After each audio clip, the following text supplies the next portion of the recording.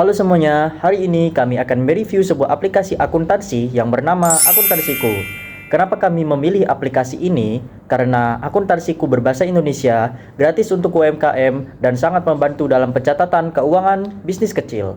Aplikasi ini berbasis cloud, jadi bisa diakses dari mana saja selama ada internet. Cocok sekali untuk UMKM yang ingin lebih rapi dalam mengelola keuangan. Mari kita lihat lebih dalam bagaimana aplikasi ini bekerja. Selanjutnya, saya akan menunjukkan beberapa fitur utama dari aplikasi Akuntansiku.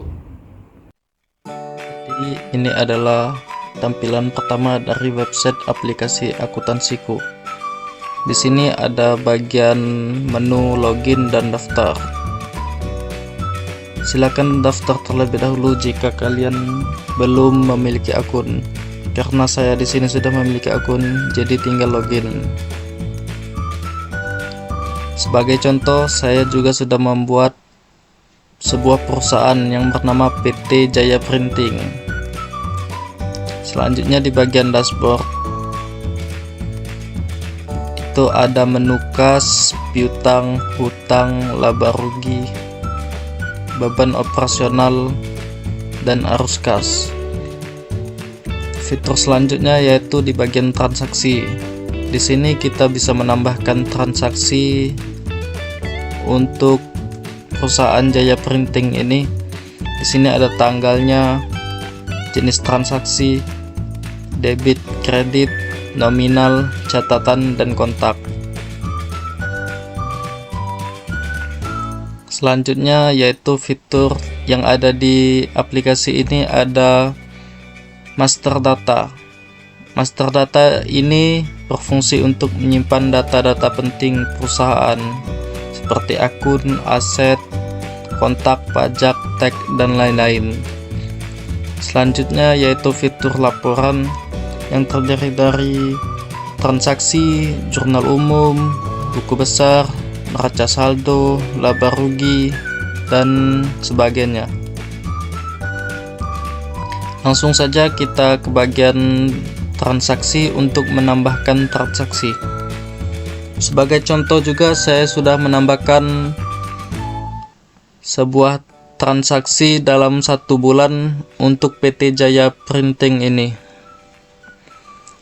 Kita masuk ke transaksi pertama yaitu pada tanggal 1 Januari 2026. Pemilik modal menanam modal sebesar 20 juta rupiah. Kita masukkan tanggalnya sesuai dengan transaksi, yaitu pada tanggal 1 bulan 1 2026. Waktunya ini bisa disesuaikan saja. Selanjutnya jenis transaksi yaitu tanam modal. Di bagian debit kita masukkan kas, di bagian kredit kita masukkan modal saham. Untuk nominalnya sebesar 20 juta rupiah. Catatan transaksi kita ambil dari contoh di sini, yaitu pemilik menanam modal.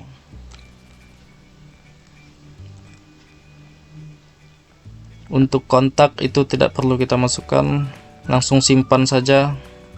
Kita cek kembali pada akun kas, debit sebesar 20 juta, dan modal saham di bagian kredit sebesar 20 juta. Langsung kita simpan saja. Lanjut ke transaksi kedua, yaitu pemasukan. Pada tanggal 2 Januari 2026, PT Jaya Printing menerima pembayaran tunai sebesar 8 juta dari pelanggan atas jasa cetak brosur. Kita masukkan tanggalnya yaitu tanggal 2 Januari bulan 1 2026. Jenis pengeluarannya yaitu pemasukan.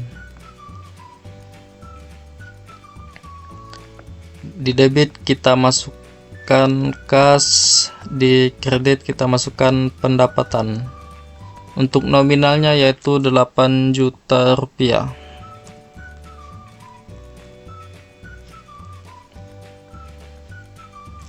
Catatan kita masukkan menerima pembayaran tunai.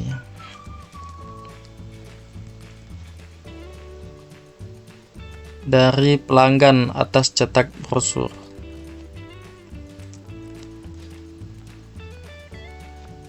Lanjut, tinggal kita simpan saja.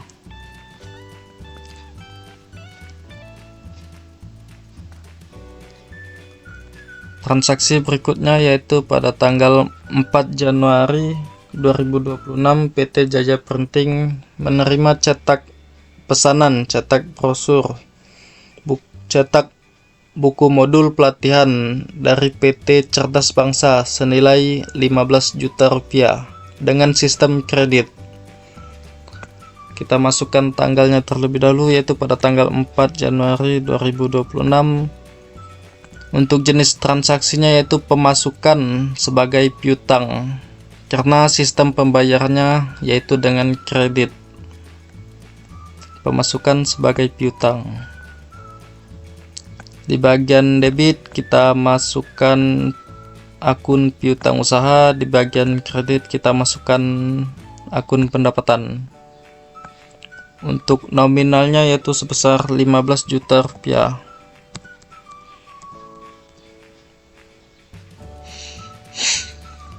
Catatan kita masukkan menerima pesanan cetak modul pelatihan dari PT Cerdas Bangsa.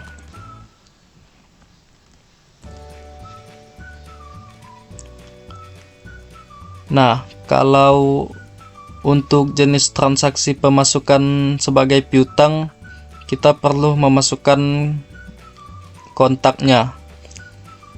Di sini saya sudah memasukkan beberapa kontak, sebagai contoh Ardi. Untuk memasukkan kontaknya, kalian bisa memasukkannya di menu master data di bagian kontak.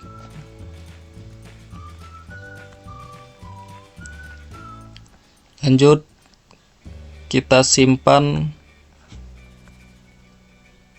Kita cek kembali di akun piutang usaha 15 juta, di akun pendapatan 15 juta. Kita simpan.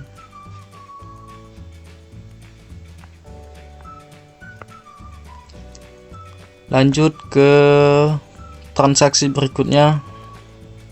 Kita percepat saja agar videonya tidak terlalu panjang. Di sini saya sudah memasukkan semua transaksi tadi.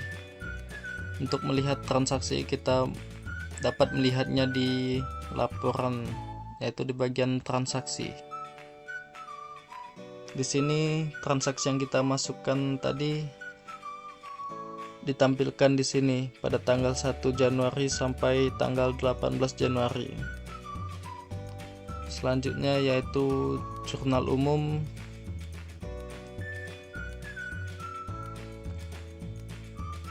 Ini untuk tampilan jurnal umum di bulan Januari.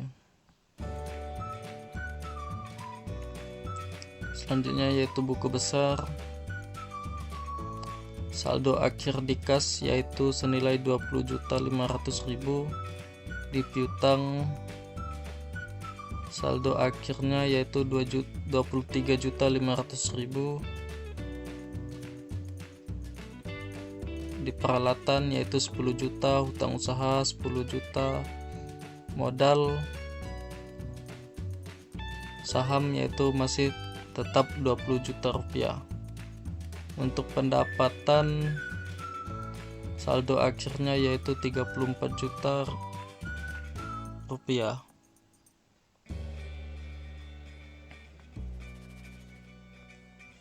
Dan ini untuk gaji, konsumsi, beban hutang dan beban hutang.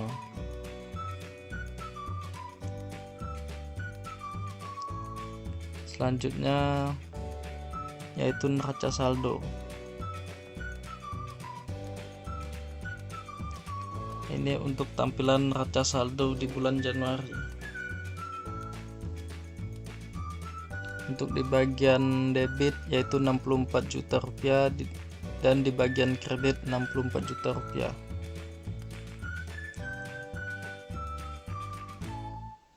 Untuk bagian laba rugi, laba bersihnya senilai 21.500.000 rupiah.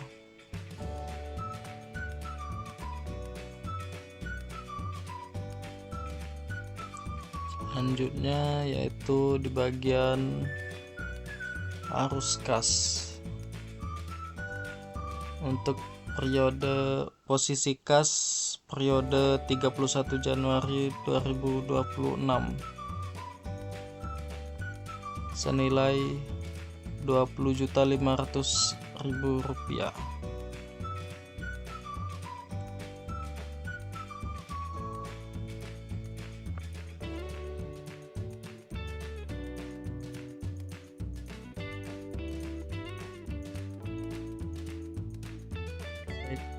Selanjutnya di bagian dashboard, ini untuk grafik kas dan bank di bulan Januari dari tanggal 1 Januari sampai 18 Januari.